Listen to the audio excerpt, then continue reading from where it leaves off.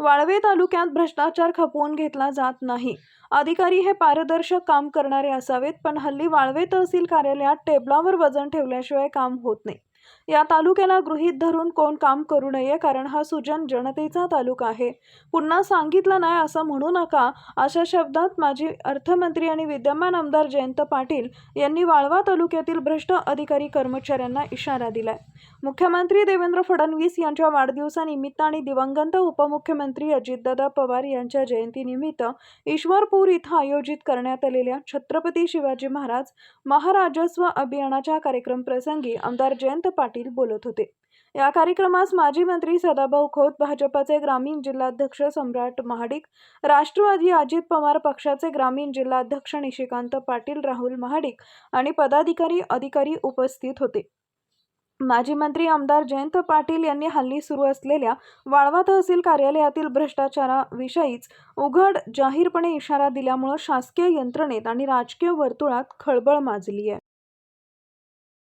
आपल्या महसूल विभागात सामान्य माणसाची फार कामं असतात, पण सामान्य माणसाला सगळ्यात मोठा त्रास हा मधल्या अडथळ्यांचा असतो।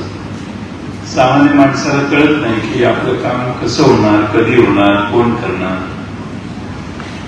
आणि त्यामुळं नेहमी इथला प्रांत आणि इथला तहसीलदार हा पारदर्शी काम करणारा असला पाहिजे, असं माझा यापूर्वीपासून आग्रह होता।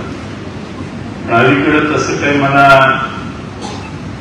तहसील कार्यालयात आढळून येत नाही। वजन ठेवल्याशिवाय काम होत नाही असं आपल्या तहसील कार्यालयाचं आता नावलौकिक व्हायला लागलेलं आहे, आणि मला अशी खात्री आहे की संबंधित यातून बोध घेतील। वाळवे तालुका हा माझा तालुका, आणि या तालुक्यात पारदर्शीपणाचा आग्रह करणारे फार दिग्गज लोक होऊन गेले। त्यामुळे वाळवे तालुक्याला गृहीत धरून कुणी काम करू नये। हा तालुका फार हुशार, सुजाण लोकांचा तालुका आहे।